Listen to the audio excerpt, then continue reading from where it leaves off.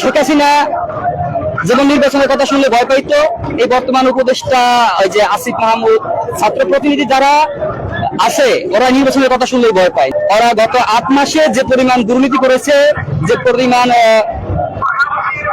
আপনার তদ্বির বাণিজ্য করেছে, এটা আওয়ামী লীগ 16 বছরেও পারে নাই।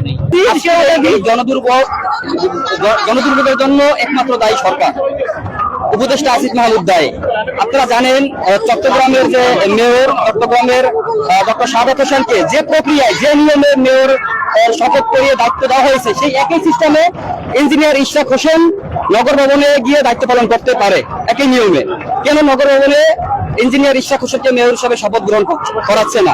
এই দ্বিচারিতা কেন? এই দ্বিচারিতা হলো ক্ষমতার চেয়ারে যে বসছে, এখন ওখান থেকে আর নড়তে চাইছে না। শেখ হাসিনা যেমন নির্বাচনের কথা শুনলে ভয় পাইতো, এই বর্তমান উপদেষ্টা ওই যে আসিফ মাহমুদ, ছাত্র প্রতিনিধি যারা আছে ওরা নির্বাচনের কথা শুনলেই ভয় পায়। নির্বাচনের কারণ ওদের রাজপথে ভোট নাই। ওরা গত 8 মাসে যে পরিমাণ দুর্নীতি করেছে, যে পরিমাণ আপনার তদ্বির বাণিজ্য করেছে, এটা আওয়ামী লীগ 16 বছরেও পারে নাই। 16 বছরে পারে নাই, যেটা এই আসিফ মাহমুদ ওরা 8 মাসে করেছে। দেখেন, আন্দোলনের সময় যদি বিএনপি, জামাত, রাজনৈতিক সংগঠনগুলো তাদেরকে সমর্থন না করতো, তাহলে ওই যে আপনার 17 তারিখে ঢাকা বিশ্ববিদ্যালয়ের ভিতরে যখন তারা আটকা পড়ছে, ছাত্রলীগ যখন তাদেরকে পিটাচ্ছিল, আমরা ছাত্র দলের কর্মীরা গিয়ে তাদেরকে সেখান থেকে উদ্ধার করছি, এবং ওই দিনেই ঢাকা বিশ্ববিদ্যালয় থেকে ছাত্রলীগকে বের করে দিয়েছি। যদি ওই দিনকে ছাত্রলীগকে প্রতিহত করা না হতো, তাই তো এই যে 36 দিনের জুলাইতে যে বিপ্লব, যে বিজয় আমরা পেয়েছি, সেটা হয়তো পাওয়া যেত না। আমরা নগর ভবনে অনেকবার করছি, এটা উপদেষ্টা পরিষদের কর্ণ হচ্ছে না।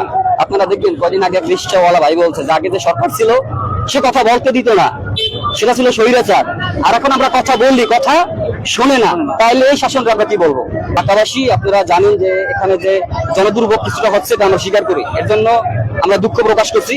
এবং এর থেকে বড় সমস্যা হলো নগর ভবনে ঢাকা দক্ষিণ সিটির যে জনগণ আছে, নগর ভবন থেকে যে সেবা পাওয়ার কথা, সেই সেবা থেকে নগরবাসী বঞ্চিত হচ্ছে।